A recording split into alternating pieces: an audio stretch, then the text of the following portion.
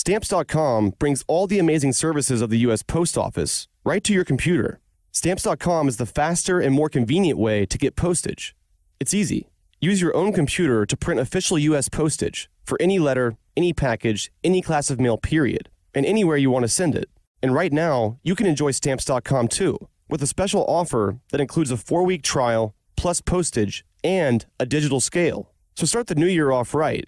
Go to Stamps.com, click on the microphone on the top of the homepage, and type in the promo code Zodiac. That's Stamps.com, promo code Zodiac. The Atlanta child murders is one of the largest and most complex cases in U.S. history. As a team, we've spent months digging through police records, court documents, and media archives. Through all this research, we've come across a lot of unusual stories that don't seem to be widely remembered today. With this episode, we're going to dig deeper into some of these stories. This is The Vault. Where are we going? Down to the sub-basement, high-density storage vault.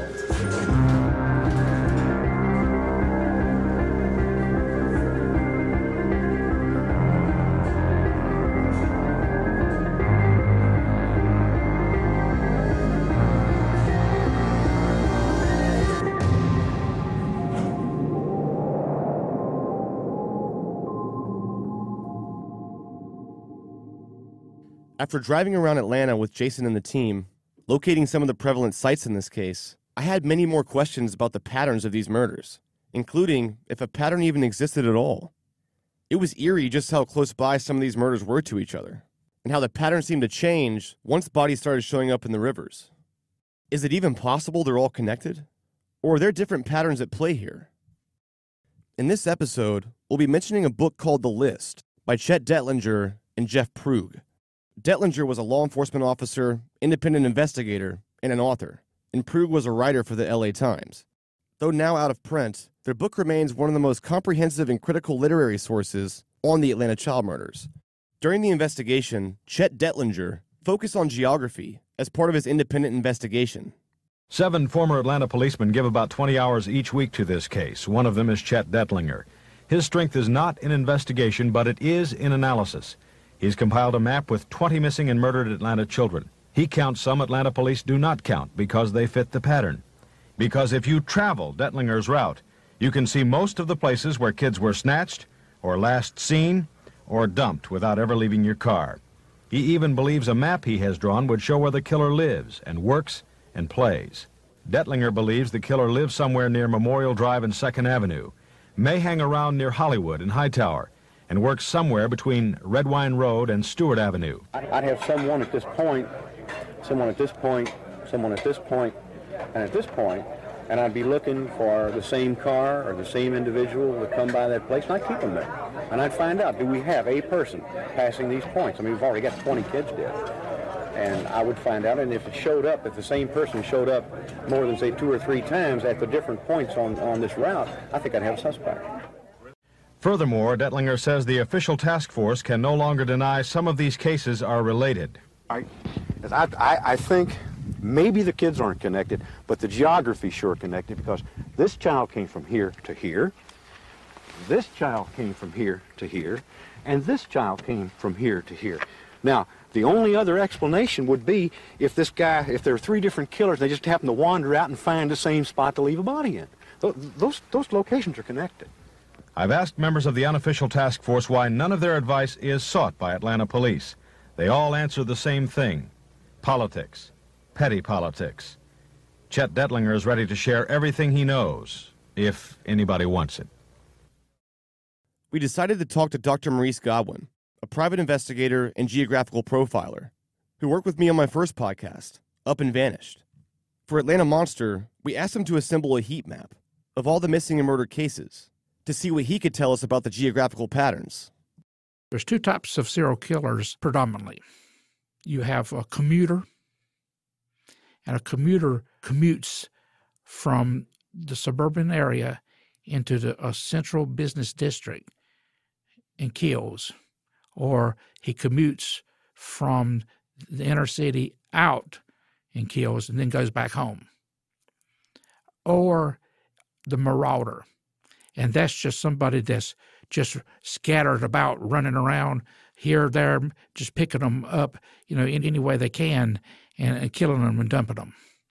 That's the two. Comparable terms, typologies that you want to call them. The first one is called a viper, and the second one is called cobra, obviously based on the behavior of the snakes, the way in which they behave. In my analysis of 92 serial killers, I found that 63% were vipers. They lay low. They target victims near familiar areas such as home and work. They dispose of earlier victims at considerable distances from home and later victims in or near their comfort zone. That comfort zone provides them, they believe, a psychological blanket of protection. 37% were cobras. Huge difference there. Huge difference. This relates also to a criminal behavior. This type of predator cobra is what we call a hunter. They target victims outside of their comfort zone. So they're not too worried about that blanket of protection. They dispose of each victim at a considerable distance from home and later victims in or near their comfort zones.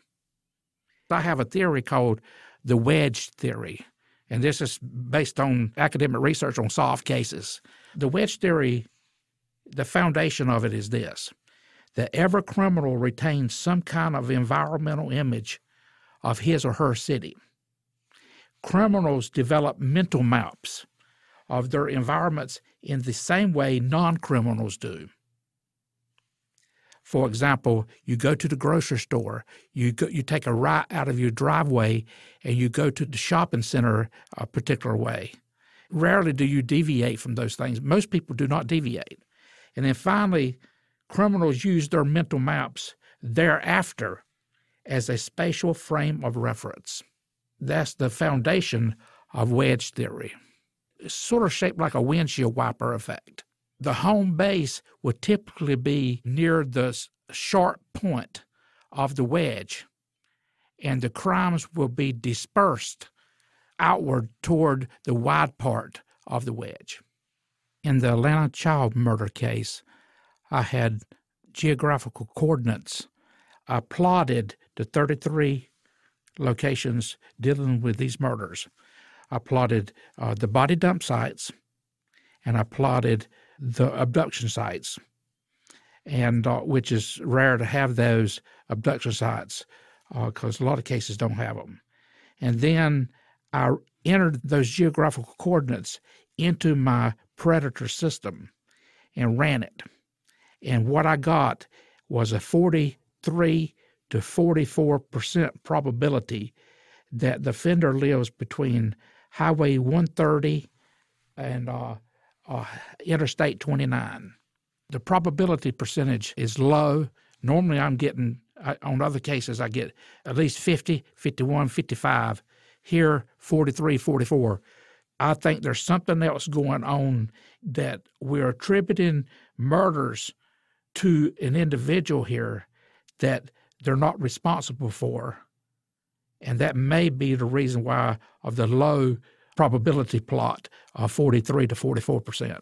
Geographically, there's no pattern between the child murders and the adult murders.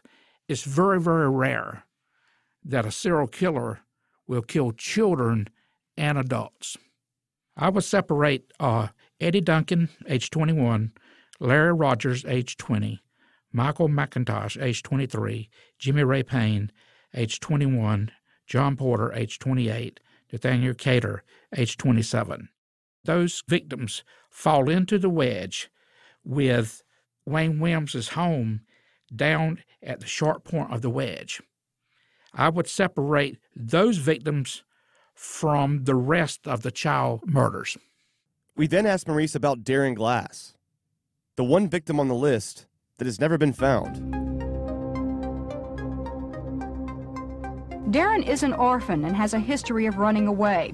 He's done it twice before and told some playmates last Sunday that he was going to do it again. Are you worried about him? Sure is. But you just think he's going to eventually come home? home? He's going to show up. Yes, he is. He's going to show up. you don't think he's been kidnapped? I sure know he left on his own. You think he left He on his left own? on his own because he wanted to leave. And today the searches took the form of a canvass here in Darren's old neighborhood, where searchers went door to door seeking out Darren's old friends who might be able to offer some new information. We're trying to find any information concerning his whereabouts or where he possibly may be at this point. We feel that it's still very possible that Darren Glass could be alive, safe and well at some place. So far, police have no leads at all, but they say this case, like the others, is now top priority. Today marks the 7th month that we've been conducting these searches, and I think it has taken a lot of wear and tear out of a lot of people. They combed the woods, sifted through debris, and bagged what they thought might be evidence in the mounting number of child murders haunting Atlanta. But slowly, as the searchers found nothing, interest dwindled and the throng thinned to just a few. Now the search is at an end. Well, to try to find the body of victim Darren Glass, normally you would have to have, it's called reverse geographical profiling, meaning that you try to use the offender's home base along with the rest of the victims and try to get a pinpoint area that a victim is likely to be at. In this case, I would pull anything to do with Williams out of that, and I would do the analysis with the rest of the victims. And this will be the first time ever that you will be able to use analysis of remaining victims to try to find the one victim that's never been found before. The case of Darren Glass is such an outlier. From what geographical profilers like Maurice tell us, it's not impossible for him to still be found, if he is indeed a victim.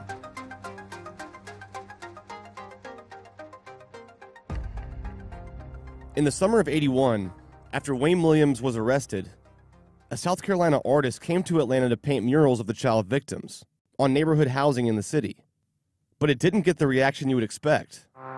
Over the weekend, bigger-than-life paintings of the children started popping up around Atlanta.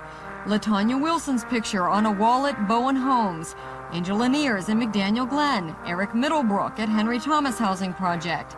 The paintings were done in 2 days by Columbia, South Carolina artist Ralph Waldrop. He paid for the project himself as a gift in remembrance of Atlanta's 28 tragedies. City officials are so impressed with Waldrop's generosity, they plan to make him an honorary citizen of Atlanta tomorrow at a special ceremony. But not everyone is happy with Waldrop's artistic contribution. 16-year-old Patrick Rogers' mother says she and the other mothers are furious that no one asked their permission. If Mayor Jackson did it, he didn't have any reason to do it before asking the parents, would it be all right? I don't think it's right. It make the parents walk out here. When I walk and see that picture up there, it do something to me. Miss Rogers says Camille Bell drove through McDaniel Glen yesterday and was stunned to see her son Yusef's picture in front of her. That ain't nothing but memory. That ain't nothing but hurt. The mothers plan to meet in the morning to decide what they should do, but it appears what seems to be an out-of-towner's act of kindness has turned sour. I want it down. I want it down. Me, I want it down.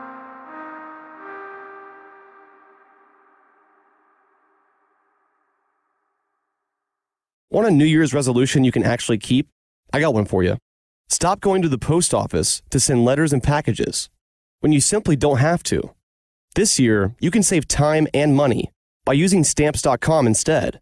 Stamps.com has personally helped me by maximizing my time and saving me money.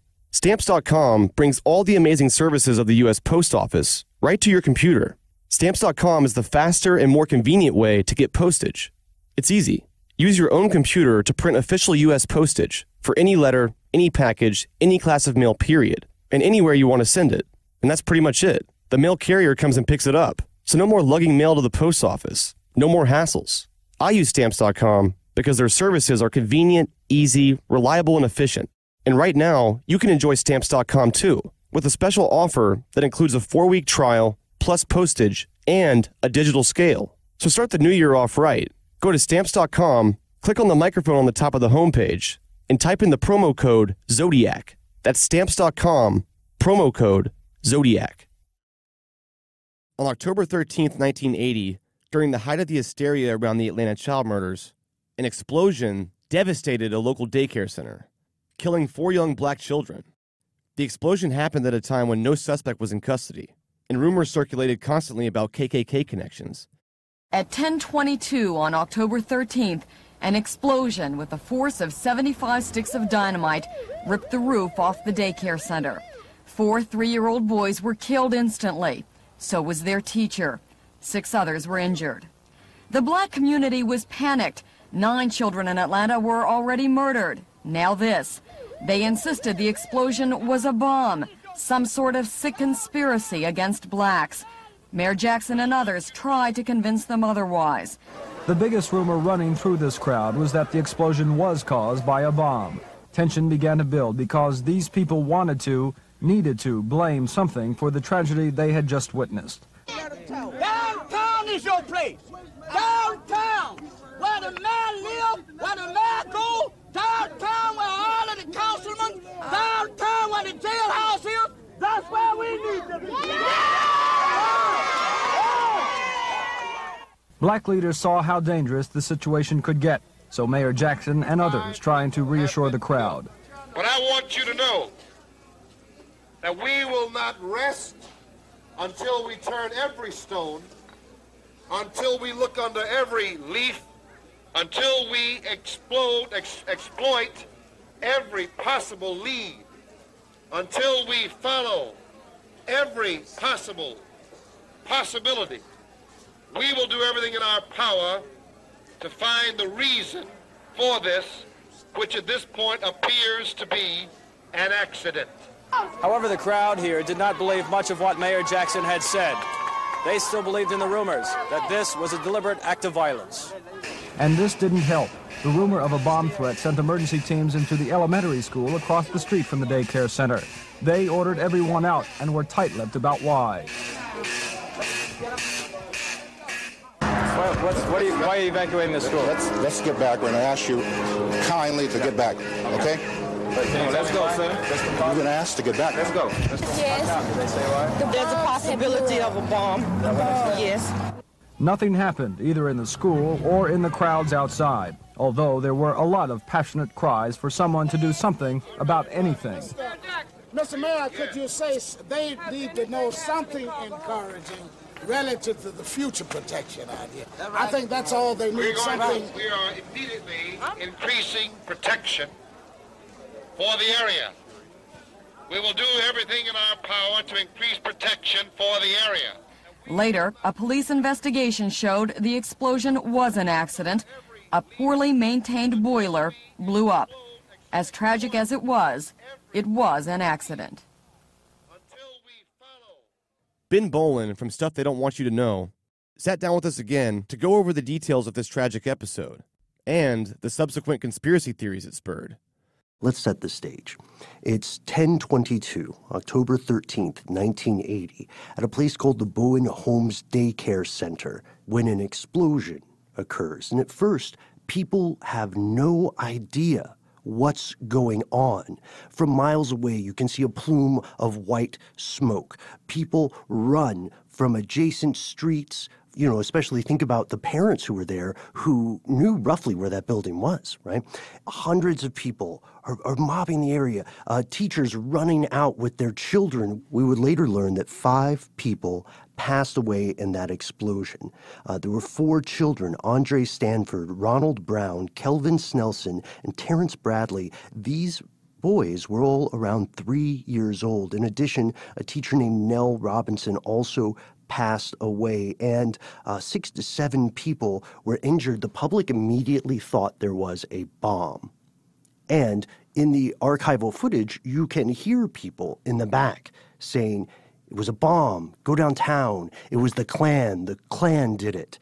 This panic was compounded by the fact that the elementary school across the street was also evacuated, and law enforcement refused to say why. And in the absence of transparency, of course, speculation grows. And so all it takes is one person to say, "I heard that there's a bomb in there," right? And later, officials would say that the explosion was caused by a boiler, right? What's called a water tube boiler. And that when this explosion occurred, it occurred with such force that it did prove fatal, but it did not prove some sort of premeditated action. Most importantly, no one, snuck in an explosive. Nobody snuck in under the cover of night and tinkered with this boiler. But given the cultural ecology of the time, it's completely understandable why people would think this, especially if we're looking at a community where, as we've already established, distrust of authority figures is at a high, a completely understandable and rational high. We also have to consider what Chet Dettlinger and Jeff Prue point out in their book, The List. This occurred against a backdrop of brutal murders, horrific crimes that also appeared to target minority populations in the United States. There was the shooting of the National Urban League president, Vernon Jordan, in Fort Wayne, Indiana. And in Buffalo, New York, black cab drivers were being murdered with their hearts literally cut out of their chest. As you can hear on the footage here, when you hear the explosions, the panic, the chaos, and you already know that someone is targeting children, specific types of children, right? Certain age range, right? And they may even be your children. You feel powerless, right? And you cling to a nature of explanation, right? As Dettlinger points out here, when he was looking at the layout, the mapping of this area, Bowen Homes fits into the geographical region that he was looking at. He notes that a boy who lived on the same street as the daycare center later disappeared in a way that might have been connected, in his opinion, with the murders. And additionally, when a tragedy like this occurs, we hear rumors being treated with the same regard as a fact. And in Dettlinger's case, this is a very by-the-book author and investigator, in his case, he begins to notice things that trouble him. One of the points was made by John Lewis, who was then president of the Atlanta Cab Drivers Association. He said he was appointed to a committee to calm public alarm after this boiler explosion because people meet when the explosion occurs, law enforcement pushes them away, gives medical care to people, finds the deceased victims, right? And then later that night, there's another public gathering where people are saying, why isn't anyone doing anything about this? So in a very real sense at this time and place in history, it feels as if there is not simply one Atlanta. There's more than one Atlanta, right? There are at least two. And the people who are encountering, on top of this murder epidemic, explosions in places that are supposed to be the safest place your kid could be, it feels like there's another Atlanta, an Atlanta that has safety for its citizens, an Atlanta that has non-antagonistic law enforcement, an Atlanta where people can walk at night without fear of a crime. And this feels like a very different Atlanta when you're around exploding daycares. So immediately after getting news of this explosion, the mayor travels there in person, seeking to quell these fears. This is not a bomb. Authorities assure me that while a tragedy, this is entirely traceable to this water tube boiler. The crowd is not buying this, and you can hear the fundamental anger, right? And there's always a sense of betrayal that occurs in a tragedy, right? There's a part of our minds, we could even say our souls, that recognizes this is not how things are supposed to be, and you are the mayor. This is your job. Fix this, explain this, and if we don't believe the official explanation, then give us what we see as the real one. There's a book called Outbreak, the Encyclopedia of Extraordinary Social Behavior by two authors, Hilary Evans and Robert Bartholomew. And this is a reference work that compiles different examples of what we would see as public panics. In the case of these incidences that the journalists have compiled, we see several commonalities. And the number one commonality, regardless of anything else, right, regardless of time, space, socioeconomic factors, the number one problem is the perceived lack of transparency. This becomes doubly frustrating and difficult when there is an authority figure. The people in this neighborhood played a large role in this mayor's election. The mayor, regardless of how well perceived he might be, is still functioning as an authority figure in a time when authority figures are considered inherently untrustworthy. So when the dust has settled and all of the immediate questions and answers that can exist do exist, one of the more terrifying things that occurs is you begin to wonder, is it just this one daycare center?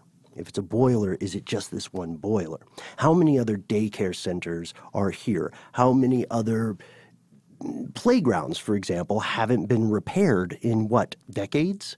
Where is the sewage line that was supposed to be here? Why doesn't this infrastructure exist?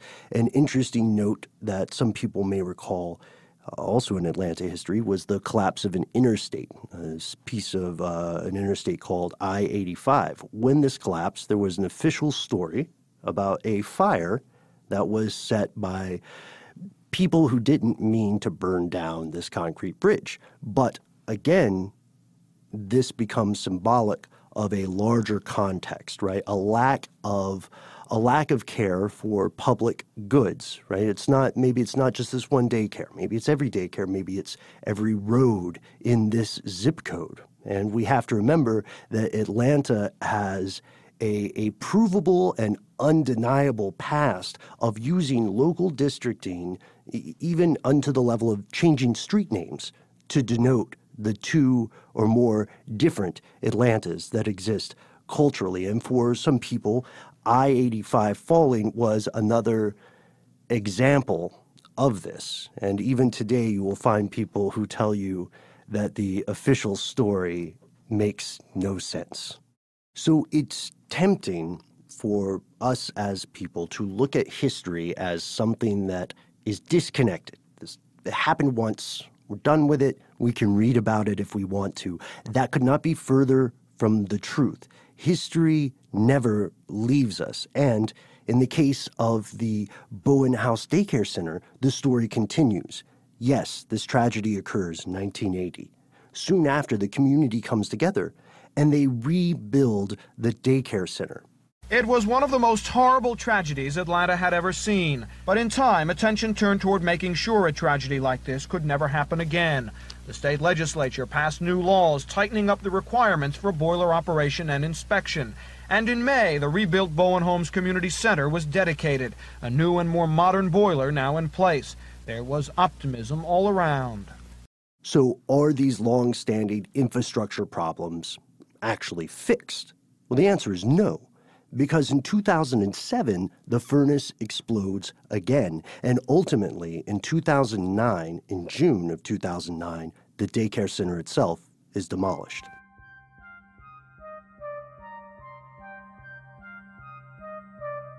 The Atlanta Housing Authority took a major step today to become the first major city to tear down its public housing projects. Work has officially started on tearing down Bowen Homes. This was a powerful and emotional day for many of the residents who once lived in the Bowen Homes public housing complex. But with that comes change and uncertainty. On reflection, there's no question that this is the right direction. I want them to tear it down because people been getting shot in here. I hate to see it go. This is one of the oldest projects in America, so it's kind of sad to see it go. These are perfect good apartments. It wouldn't have took nothing to renovate these apartments and keep it going on.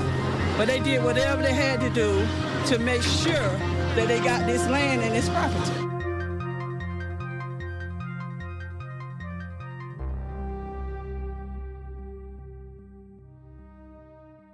I mentioned the Omni in previous episodes as a particularly significant site. Many victims were last seen there, or heading there. During our research, we found an anonymous individual who claims Wayne Williams was hanging around the Omni, picking up known murdered children from this case. Unfortunately for us, the person's identity was concealed. He was interviewed after Wayne was arrested, but before the trial started. Here it is. The interest in the complex has once again been rekindled by this man, a songwriter who wishes to remain anonymous. In a statement to the FBI, he has told of Wayne Williams and Joseph Bell together at a Buckhead studio. I remember JoJo because he came in and he sang for a few, he sang a few tunes, and he had a very good voice. And I was asking Wayne what was he going to do with him. Wayne said he was going to sign the guy to a contract immediately. He also tells of times when he and Williams went to the Omni. He said he was going to see if he can find some more stars. I went to the Omni with Wayne. Seemingly, though, most of the kids there knew Wayne. They all come up to him asking when they were gonna maybe do some recording or things of that nature. I asked Wayne how did he know so many kids. He said they were his spies. They told him everything he wanted to know about everybody.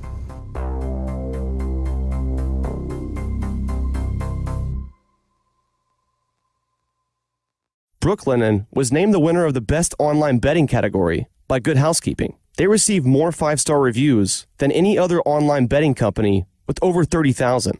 500,000 happy sleepers and still counting. Brooklinen sheets don't just feel amazing, but they look great too.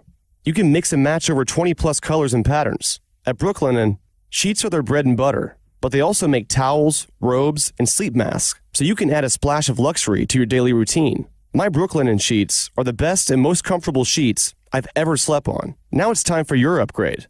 Brooklinen.com is giving an exclusive offer to our listeners. Right now, get $20 off and free shipping when you use the promo code Zodiac at Brooklinen.com. They're actually so confident in their product that all their sheets, comforters, and towels come with a lifetime warranty.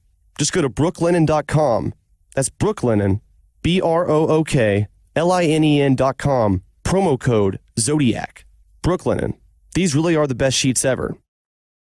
Jason from How Stuff Works and Meredith from our team here at Tenderfoot sat down together to discuss the contents of a 1981 Us Weekly magazine, a double-issue feature on Wayne Williams. Wayne was arrested for the murders of 2 black males, Nathaniel Cater and Jimmy Ray Payne, that same summer. Until January of 1982, Williams remained in custody, awaiting his trial.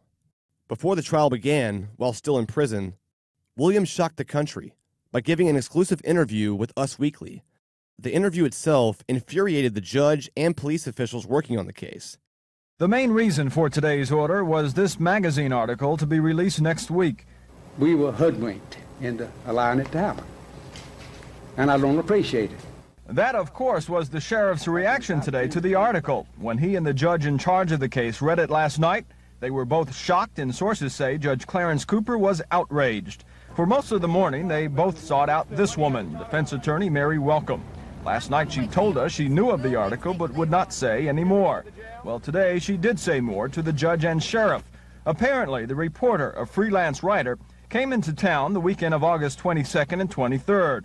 Today, over the phone, Mickey Siegel told me she went along with Miss Welcome to the jail.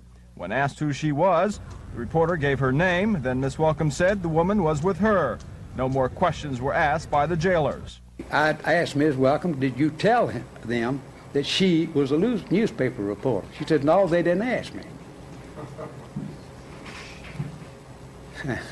But again, I didn't think it was necessary to ask a lawyer, are you doing something you know we do not allow? Us Magazine paid the writer for the story, which has a part 2 for a later issue, and we've learned Homer Williams, Wayne's father, was paid $350 for the use of these family pictures. No other money was reportedly paid for the story. The writer now says she plans to write a book about the Atlanta murders. The story is headlined on the cover, but it's what is inside that is bound to raise a few hackles.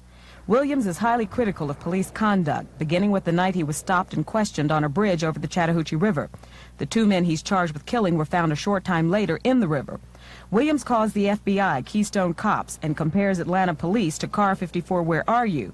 He says he is a scapegoat, that somebody has to be caught because of the federal and local money put into the investigation. He told the writer, it's a matter of justifying money. When you get all this money and you don't do anything with it, people start to ask questions. At some point, you've got to answer for it. I feel that I'm the scapegoat. Williams said the FBI brought him in for accusations and not questioning, as they said. He said they tried to pit him against his parents. He said he was told his parents confessed he was part of the child killings. In the article, Williams again said he is innocent, and even says he did not know the two he is charged with killing, Nathaniel Cater and Jimmy Ray Payne. The magazine promises a second installment in the interview they say was conducted at the jail. We'll hear more about this later. This is Monica Kaufman. So this is Us Weekly, like the Us Weekly we still see in newsstands.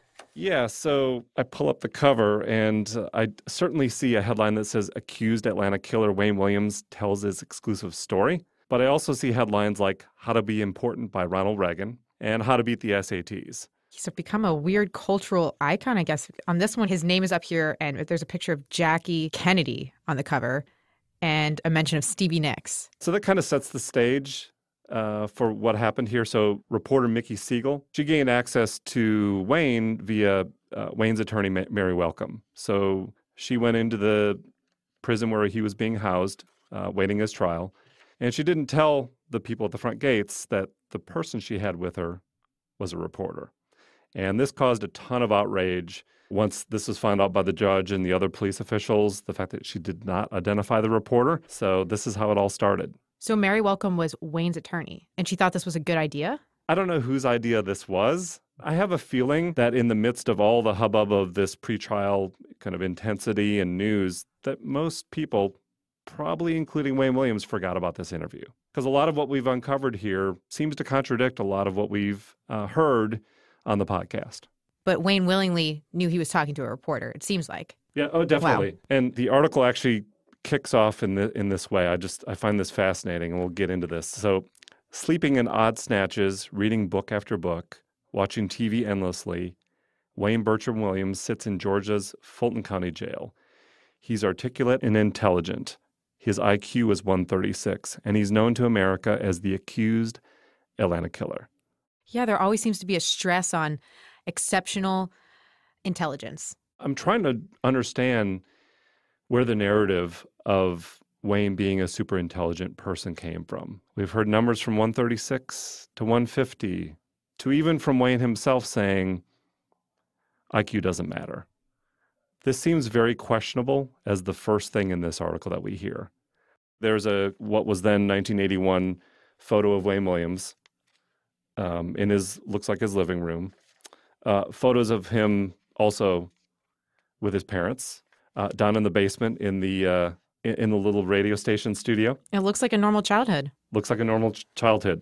All the photos are from H.C. Williams, otherwise known as Homer Williams. That's Wayne's father. And depending on the source, it says that Homer was paid somewhere between $300 and $3,000 for these photos. This came at a time when Wayne's mother, Faye, she had cancer and was going through a lot of things physically.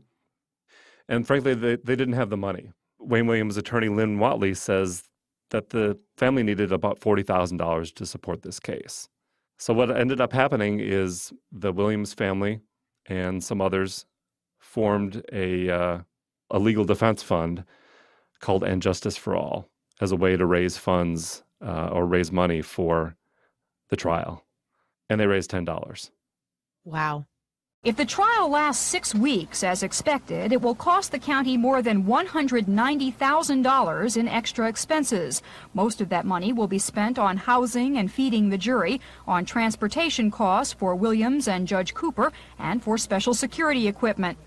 Of course, the tab for all that will be picked up by Fulton County taxpayers. But in the meantime, bills on the defense side are also mounting up. Every day the trial goes on is like a huge cash register ringing up thousands of dollars in legal expenses which may never be paid. Members of the defense team have revealed that co-counsels Mary Welcome and Alvin Binder and investigator Durwood Myers have spent well in excess of $15,000 of their own money on the Williams case so far, mostly to bring fiber and pathological experts to Atlanta for consultation.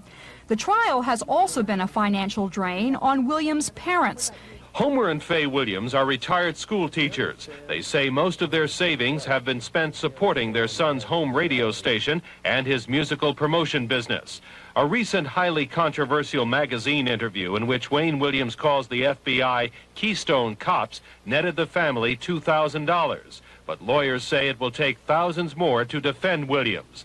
They have launched a nationwide appeal for money, trying to raise an immediate $40,000. The fact that you have so much evidence that's going to concern forensics, acoustical tests, fiber evidence, and it's going to be necessary to employ experts in order to effectively assist in Wayne Williams' defense. And obviously these things are going to cost money. 6 weeks ago, a special legal defense fund was set up for Williams as a nonprofit organization called And Justice for All. But today, its organizers told me business has not been very good. At this time, we have received one $10 donation. Why do you think people have been so reluctant to give money? I think that in the mind of the general public, there is a feeling that we have the guilty man, and which means that they have already convicted him. Ware says his organization plans to step up its appeal for funds for Williams' defense, but many courthouse observers agree even if the money doesn't come in now, future publishing opportunities for this famous trial may more than make up the deficit someday.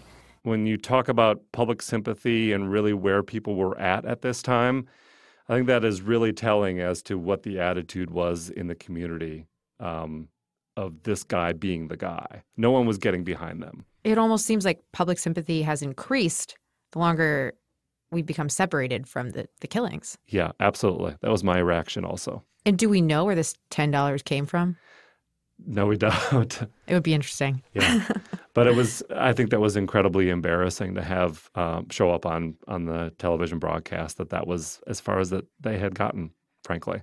This kind of media coverage and photos and videos and everything, it just points to something that's been nagging at all of us as we've gone through this process. And that is this kind of constant obsession by the Williams family, and that's both Wayne and Homer, to be connected to the media. One of the things I found from the 1983 book called The List, authored by Chet Detlinger and Jeff Prue. Jeff Prue was with the Los Angeles Times, based here in Atlanta, doing some of the reporting for the LA Times. And who's Chet? Who's Chet Detlinger? Chet Detlinger was both the author of this book, but he was also part of the defense team. As a private investigator. And he was very much involved in questioning all the details of the case, the patterns. Was there a pattern? And should every one of the children that was on the list be on the list? I'll read a quote here. On May 2nd, 1981, Jeff Prue and I, along with a Los Angeles Times photographer, went to the church where Jimmy Ray Payne's funeral was in progress. Like many of the funerals, it was a media circus. Throughout these cases, all the sobs, the moans, the tears, the eulogies, even poems read by bereaved schoolmates, were caught in the glare of TV strobe lights and handheld minicams. A woman emerged from the door of the small church during the funeral of Jimmy Ray Payne. Wailing uncontrollably, she swooned into the supportive arms of two men. They began to assist her as she stumbled forward on rubbery legs into the wide, busy street. A photographer dashed towards her, his camera lens only inches from her tearful face. Snapping pictures, he backpedaled across the street, oblivious to the traffic flow. I would see that same cameraman make like a broken field runner again, on another street at another time. I also would learn that he had taken photos on the stage of the Sammy Davis Jr. Frank Sinatra benefit concert. For security reasons, only this one still photographer had been allowed on the stage, by arrangement with City Hall. Had the mourner of Jimmy Ray Payne known later who the photographer had been, she probably would have had another strong reaction. I wonder if, to this day, she knows. So the photographer that was at Jimmy Ray Payne's funeral, the one he's mentioning, was the same one who was on stage that we've seen in those archive clips. That's right. So in the course of our research, as you know, in the 2010 CNN documentary on the Atlanta child killer, who was on stage? Homer Williams. That's right. He was the only one. And what did Frank Sinatra say to him on stage? Didn't he say something along the lines of like, who let this guy up here? He kind of like shamed him for the only one that wasn't wearing a tux. Wasn't wearing a tux, Yeah. right. So Chet Detlinger doesn't come out and say Homer Williams at all, but when you put the connect the dots and put two and two together, you see the connection between Homer Williams at Jimmy Ray Payne's funeral and at the benefit concert. And it does seem like a really odd coincidence to have the father of the man convicted as the Atlanta child murderer be at funerals, be on stage at a benefit to raise money to find the serial killer. I mean, we did see, like, in the FBI profile that this would be someone who'd be close. Yeah. So what are the chances that it would be the convicted person's father? All right, so let's get into a little bit of the Q&A with Wayne done in prison. Yes. Some of the narrative from Mickey Siegel says, interviewed at the jail, he appears shorter, more frail, and a little bit pudgier than expected. He peppers his sentences with phrases like, let me say this, and you've got to understand, as to be very precise or to distance himself from what he's saying. In addition, the phrase, being in control, comes up several times in our talks. Though he denies it, this appears very important to him. Wow, that's spot on. You've got to understand. I mean, you and I have both heard the interviews. Yeah. He still says that. Yeah. I could hear Wayne's voice as I read this. And what's the other catchphrase? It was, let me say this, and you've got to understand. So you really grip whoever he's talking to. Yeah. That's a control thing. Yeah. Controlling the narrative. Just like having the reporter come to the prison to be able to give this interview in the way that they wanted to release it, the control of the actual story contents itself really comes out here. Next up, he actually is asked what happened that night on the bridge, and he says he was scared. He says he was shaking. And then he says, quote, let me say this. When they stopped me, I had no idea why. 2 or 3 hours later, toward the end of the questioning, I began to put two and two together. I mean, that's a different story than what we've heard. When we asked for FBI agent Mike McComas's account, McComas says as soon as he pulled him over, Wayne Williams said, this is about those kids, isn't it? Or this is about those children, isn't it? That's two different stories. You can either say you were blindsided and had no idea and shaking with fear, or you can say at least what we've heard today from Wayne, and that's, I was totally in control. I was calm and collected. I knew exactly what it was, and I wasn't a bit worried. And those are very different accounts. I don't know if that's hindsight bias or if it's lying. He's asked about the press conference. He said, I would never have said anything publicly if the story hadn't already come out. It was leaked to the media that I'd been arrested on a 10-count murder indictment, and no such thing had been done. The Atlanta newspapers and several other national papers had already used my name, address, everything. The New York Post even printed Atlanta Monster Killer Seized. I feared recrimination. I called the conference because I didn't want 200 people coming out and attacking me in my home. At the end of the day, it ended up backfiring because the media perched outside his house anyway. Right. And it ended up being a bigger media circus. Right. He's asked, are you guilty? He said, no, I am not guilty. Did you have anything to do with Cater or Payne? I didn't even know them. No is emphasized here. Have you ever known any of the others? Have you had them in your singing room? Talking about Gemini. Have you had any of them in your home? And he says, nope, never. I mean, there's just the constant questions which comes up about if he's had a girlfriend before and his acquaintances. But this was a constant focus of the media and of the various agents to ask him because they were really looking for a pattern. Right. He's talking about having a girlfriend and having any romantic ties. I think that's important because of his alibi. He says he's looking for Cheryl Johnson that night at 2 a.m. And even Richard Ratcliffe, the polygrapher, he asked him, why would you be going to a woman's house at 2 a.m.? And he says Wayne's told him, or at least in Richard's account, Wayne said, I'm not homosexual. Yeah. And he's like, well, I wasn't suggesting that. Yeah. And so it seems like it's always been a question on people's minds, maybe from that moment. I don't know where it originated. So he's very explicit here. He says, I have gone out with women, some married, some single. Yes, I do see ladies, and yes, I do date. So he's very firm in making sure that point came across. So that's part one of the interview. That was October 13th, 1981. People had to wait 2 weeks for the next issue to come out. October 27th, 1981. The kind of primary focus initially on this interview is actually with Faye Williams, Wayne's mother. And she was battling cancer, high blood pressure. She was 66 and had gone through a lot and had just recently retired from being an educator or a school teacher. And she was certainly very frightened for Wayne and what had happened. It was very devastating for their family. Both Wayne's parents, Homer and Faye, were older when they had Wayne, and this was pretty devastating to them. See, he has been tried, and may as well say has virtually been convicted long before by the media. We had no savings or anything, and what little bit we had, due to my illness in this case, that's depleted. So it's been mental and it's been a financial strain. I might add, I think it's been a physical strain on her also, because she has suffered with the high blood pressure recently, and in fact she hadn't been suffering with it. Not until this case came up. Mm-hmm.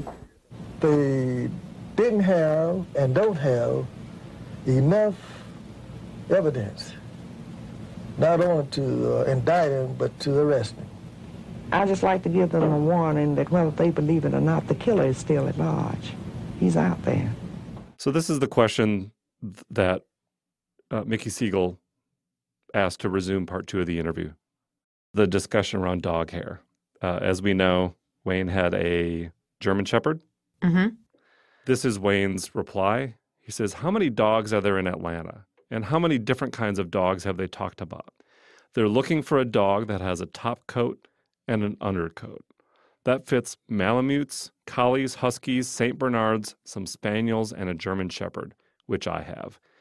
Anyhow, a dog hair is a dog hair. I took a hair from one dog and a hair from my present dog and couldn't distinguish the difference under a microscope. And the reporter asked, why did you do that? And he replied, after the case came down, I got curious about it. So let me just pause there for a second. So Wayne's pulling out the microscope in his home to do his own scientific breakdown of the evidence. Staying ahead of the story for sure. Oh, yeah. This is right in line with what Richard Ratcliffe has said about them finding a book in his house about how to pass a polygraph test, or what are the inner workings of a polygraph test. He seems very closely following something more closely than the average person would. So when the reporter asked, didn't you receive several science awards in school? Wayne answers, at first, but I made a change when I got to high school, a very significant change. Until then, I was Mr. Academia, teacher's pet. But in the 8th grade, that changed drastically, and my home relations changed quite a bit. I became more of an assertive person. My father and I had disagreements over how much trust he put in me. We had plenty of arguments over the car. I don't drink, but one weekend I got completely wasted, completely drunk, and my relationship with my father got much worse. He was pushing me for an education, but I had only applied myself in school when I had to because I had my radio station by then. Correct me if I'm wrong, but it almost sounds like he's trying to distance himself from the intelligent, for lack of a better word, dorky kind of image he was given, and almost sound like cool and rebellious. And he's using the media as a platform, is what it sounds like, to further the vision he wants of himself. One of the questions that kind of was on everyone's mind is, with so many kids having gone missing and many of them showing up murdered, of course, his connection to adolescents that were involved in the music business with him. And the question was really asked of him, didn't your dealings with adolescents make you a suspect? And he said, I always let the authorities know what I was doing. In November 1980, specifically because of the murders, I even called the task force to let them know I'd be out auditioning children. And when he was asked, why do you feel you had to do that? He responded, so there wouldn't be any problems later. You don't go around talking to kids on the streets of Atlanta because everything gets reported. You don't understand what this city was like. I had contact with the task force 3 times before I was ever questioned. Then he was asked, why did you contact them the other 2 times? And he replied, I can't talk about that. So This is new. This is nothing we've heard before. This story of him reaching out to the task force, and frankly, nothing from the task force that says that this was ever logged, because they really didn't know who he was until they caught him on the bridge. Yeah, I wonder how many people were proactively reaching out to the task force to tell them they would be interacting with children. It seems like another getting close to the case, for the sake of getting close to the case. Yeah, so this entire, couple-week interview segment that ran on Us Weekly was really an incredible find that we've passed this around the office. We've not known what to do with it. It feels like such an isolated, standalone type of interview, and also incredibly unusual that it was really the only thing that was coming out between his arrest and the trial. I almost don't know what to make of it still. And it's odd that it was almost smuggled in by his own lawyer. Yeah. This opportunity to be in such a pop culture magazine with almost a emphasis on celebrity and luxury. And here's a Wayne Williams interview, 23-year-old Wayne Williams biding his time in jail. Yeah, and I think it also points to the fact that there's so many occasions during the course of 35 to 40 years where you hear different versions of the same thing. And I think maybe that's where we should leave this, is as we've uncovered things in the archives, we've just found that there is no single story that has maintained its its essence as the Bible of this is exactly what happened. And I'm not just talking about Wayne Williams. I'm talking about FBI agents. I'm talking about police officers who they get most of the details right, but their recall of everything that happened so many years later has differed. Absolutely. Every time a different story. Yeah, and so what's difficult here is what is the motivation behind that? Is there motivation? Is it forgetfulness? Is it changing the narrative to be most convenient? Those are the kind of questions I think that we continue to ask ourselves as we get into the archives and kind of look at the vault.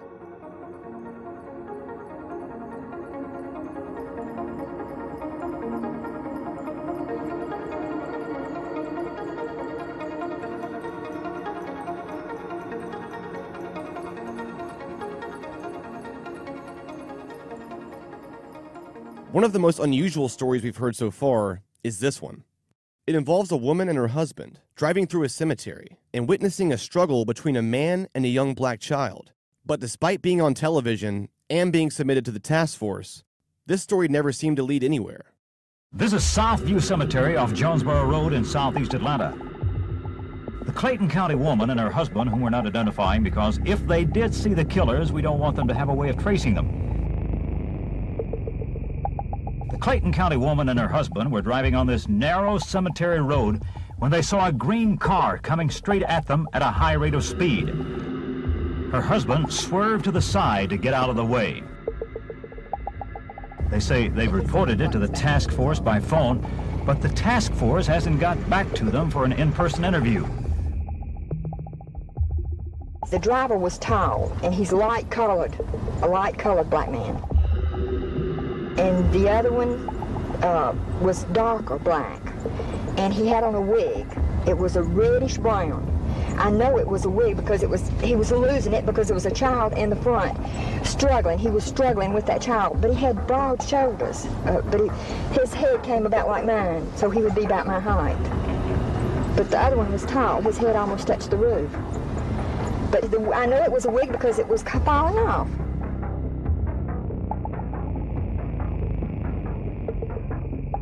You're sure you saw a child in the car? Yes, I saw it because it was just back and forth like that, and like that was trying to hang on to that child. It was a boy between the ages of about 10 and 12, and he had a short haircut. You think you could identify these two men? Yes, and the one with the wig had on glasses. I could identify him.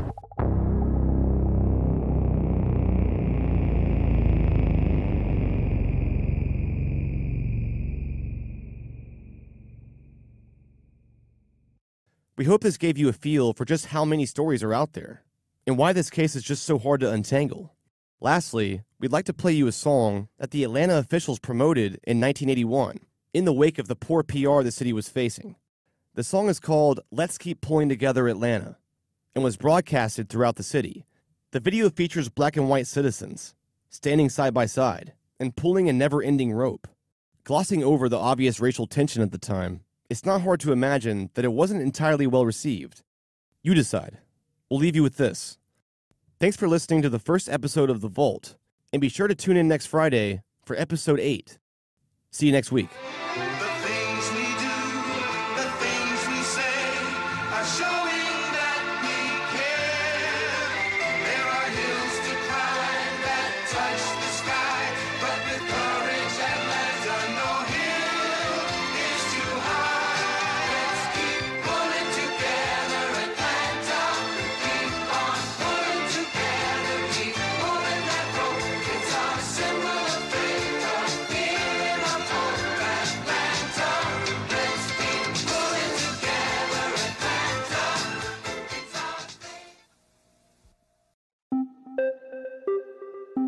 If you haven't checked out my new series, The End of the World with Josh Clark, then now's a great time to start. The holidays are over, the doldrums of winter have begun, and there's no better time to explore existential dread than right now. But wait, there's more to the end of the world than that. Yes, the series is about existential risks, but it's also about hope. The threats that are coming our way that could wipe humans right out of existence could also be just the thing that makes us band together in a way that humanity never has before. In The End of the World, I take you on a journey across time and space. From the moment an asteroid collided with Earth and set off a chain of events that wiped out the dinosaurs, to the post-biological future where we live in a digital format, if we don't already. We'll explore big questions, like whether we're alone in the universe, and exactly how artificial intelligence could take control of our world from us. It also has a beautiful score and cinematic sound design, so it's an adventure for your mind, which is just the thing to snap you out of the winter blahs. All 10 episodes of The End of the World with Josh Clark are available for you to binge now on Apple Podcasts, the iHeartRadio app, or wherever you get podcasts.